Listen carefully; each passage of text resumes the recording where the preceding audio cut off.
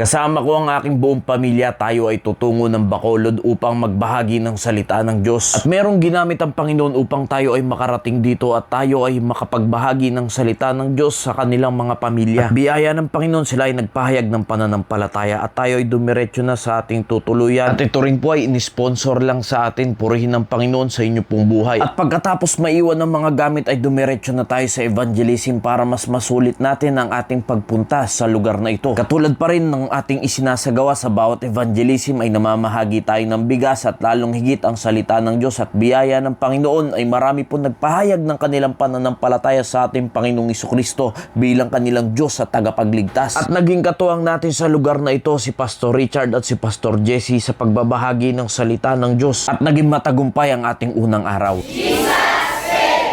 Amen. At kinabukasan ay dumiretso na tayo sa San Carlos upang doon naman tayo magtuloy ng evangelism. Sa biyaya ng Panginoon, pati yung ating sasakyang ginagamit ay pinasponsor lang din sa atin yan. Kaya tayo ay nakakaikot ng mas mabilis upang ang salita ng Diyos ay hindi ma-delay. At maraming mga nagtulong-tulong upang dalhin ng mga bigas pababa. At sa biyaya ng Panginoon ay marami po naging bisita upang makinig ng salita ng Diyos. At tayo ay magpapatuloy kahit saan tayong lugar pumunta. Ipapahayag natin ang kabutihan at kadakilaan ng Diyos at dito ay kasama natin si Pastor Raimundo na siyang nagbahagi ng salita ng Diyos.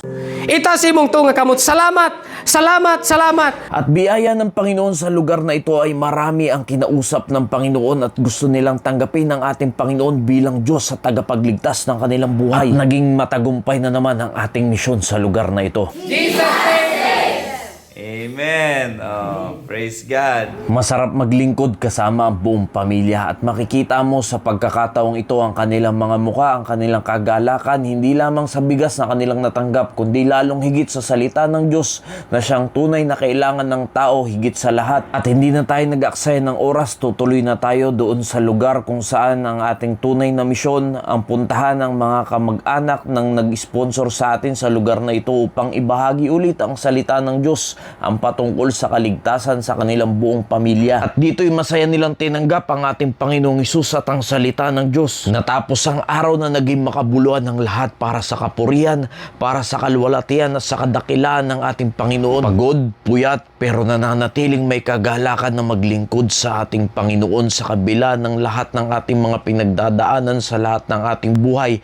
Tatandaan nyo mga kaibigan, mga kapatid, hindi yan maitutumbas sa kaligtasang ipinamalas sa atin ng Panginoon sa kanyang pag-ibig sa atin na ibinigay niya ang kanyang buhay para ikaw at ako ay makaranas ng kaligtasan. Nawa naging pagpapala po ang mensaheng ito and God bless you all.